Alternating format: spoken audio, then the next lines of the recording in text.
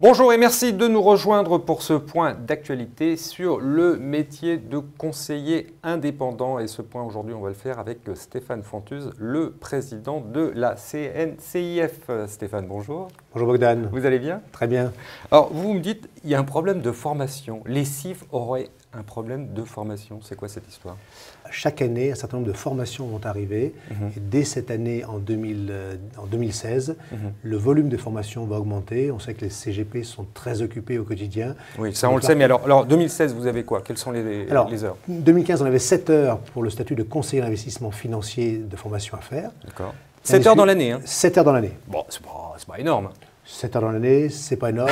Mais il faut quand même les encaisser. Mais il faut quand même les faire. Et la question qui se pose tout le temps, c'est uniquement s'occuper de la réglementation.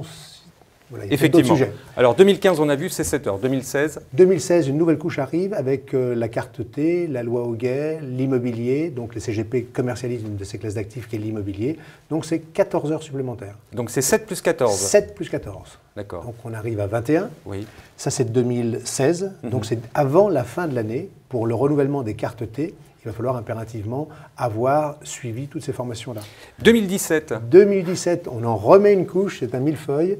L'intermédiaire en opération de banque, les CGP font des opérations pour aider leurs clients à trouver des financements. Et donc, de ce fait-là, 7 heures de formation réglementaire supplémentaire. D'accord, donc 7 heures plus 14 heures plus 7 heures. Voilà. Ah, c'est pas mal. Ça commence, mais on n'a pas fini. Non. On n'a pas fini. 2018. Eh bien, 2018, on en remet une dernière couche. On ose espérer que c'est une dernière couche. 15 heures, cette fois, pour le statut d'intermédiaire en opération d'assurance.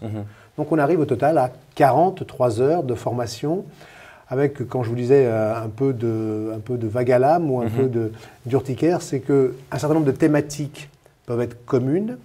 Typiquement, je vous prends la lutte contre le blanchiment. On risque de les retrouver pour de l'immobilier, pour du recherche de financement, pour du statut CIF. On va faire 4 heures, 4 fois 4 heures. Vous avez 43 heures de formation dans l'année, ce qui, a priori, peut sembler pas si important que ça. C'est jouable quand même de trouver 43 heures dans l'année. Mais vous trouvez que c'est quand même beaucoup trop parce que c'est purement sur la réglementation et que du coup, c'est au dépens du détriment, voilà. client. Juste pour vous donner une idée, je préside le fonds de formation des professions libérales dans lequel se trouvent toutes les professions libérales. Donc certaines des obligations de formation, les plus élevées aujourd'hui, les experts comptables ont 40 heures par an.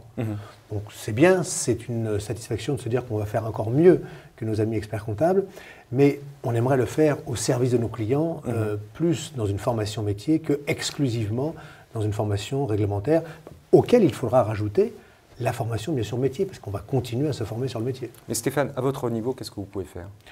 Notre action aujourd'hui, elle est engagée auprès des autorités, auprès de la chancellerie, pour échanger avec eux, pour leur dire, faites en sorte que certains modules soient communs, et on leur demande également de l'assouplissement.